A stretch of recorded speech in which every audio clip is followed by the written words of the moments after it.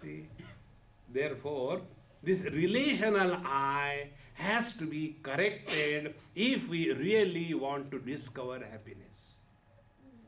See, friends, it was this problem that Arjuna was suffering. His problem was not killing. His problem was not war. His problem was, how can I kill my grandfather? How can I kill my guru?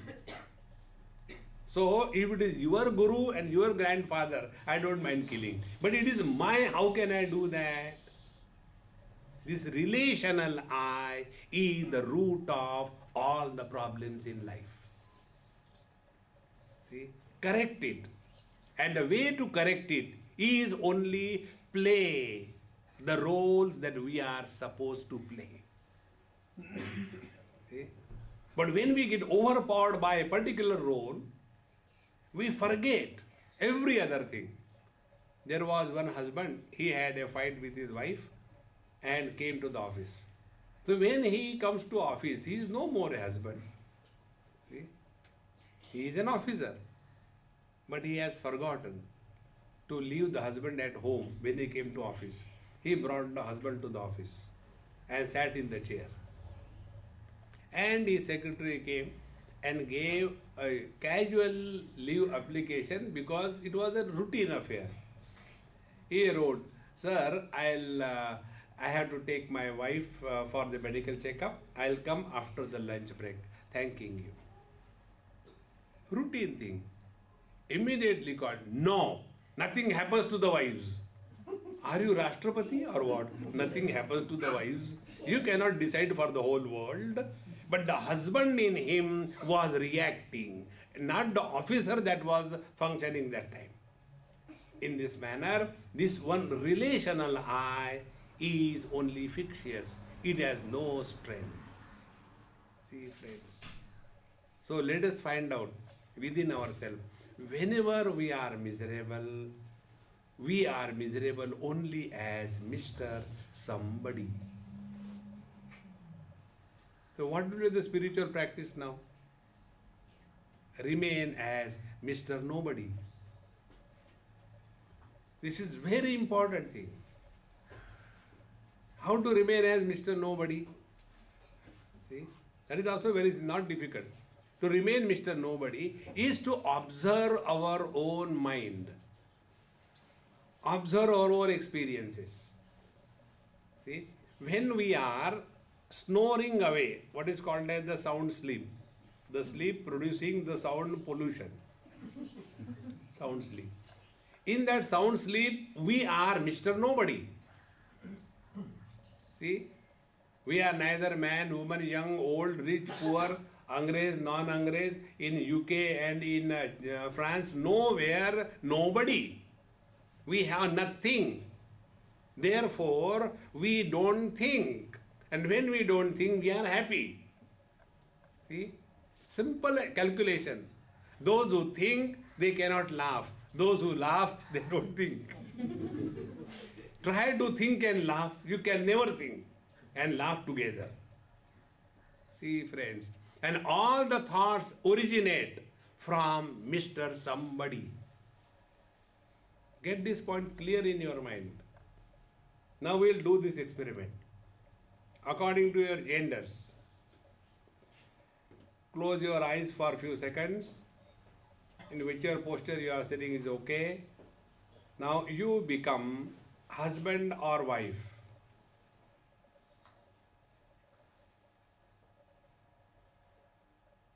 And observe the type of thoughts. Stop, don't get carried away. Now the second experiment. Become mother or father.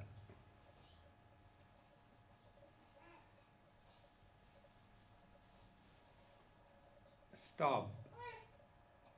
Now become mother-in-law or daughter-in-law.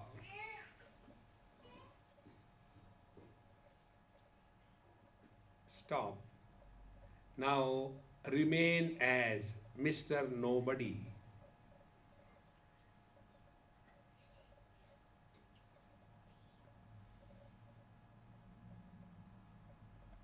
Stop, open your eyes, and now listen. Now you have had a first-hand experience. Don't trust me. Don't believe my words. Whenever you had become somebody, thoughts were purging out. And when you took the position of Mr. Nobody, there were no thoughts. All the spiritual practice is remaining as Mr. Nobody. See? And that is why it is rightly said in a wrong manner. You know what is that? They say, nobody is happy in this world. It's very true. Nobody alone is happy. Somebody is always miserable. See? So to remain as nobody and function in our relational world, there is only one choice. And that choice is you have to play different roles in your life. Let our one role not overpower the other role. See, the mother and the mother-in-law. The mother loves her son naturally by default. Now the son also had the only lady in his life as mother. So, mummy, mummy, mummy, mummy. So mother thinks, she is owning him 100%. But when he gets someone better than the mother of his own age group, naturally he starts sharing his time with the young girl, and then the mother starts becoming miserable. Kalki ladki. See? And this is how the mothers become miserable, because out of a mother-in-law is born. See, friends, cognize this principle. Living in this awareness is called as living naturally happy. It is easy, it's not difficult. See? There is one friend of mine, she is a very genius, very sincere seeker of truth.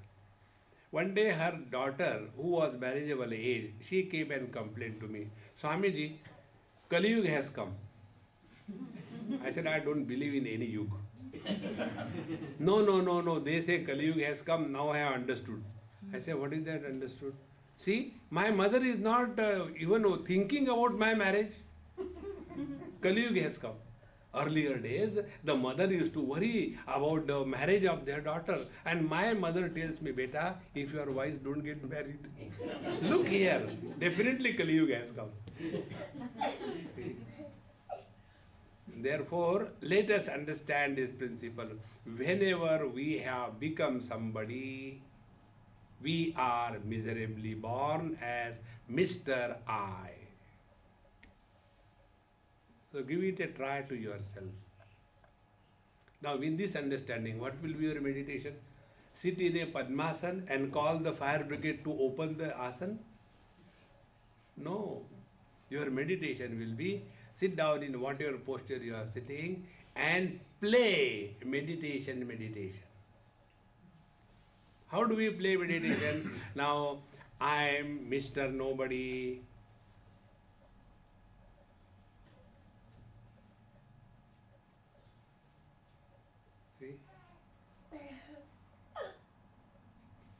We have not told you to do pranayam, to do asana.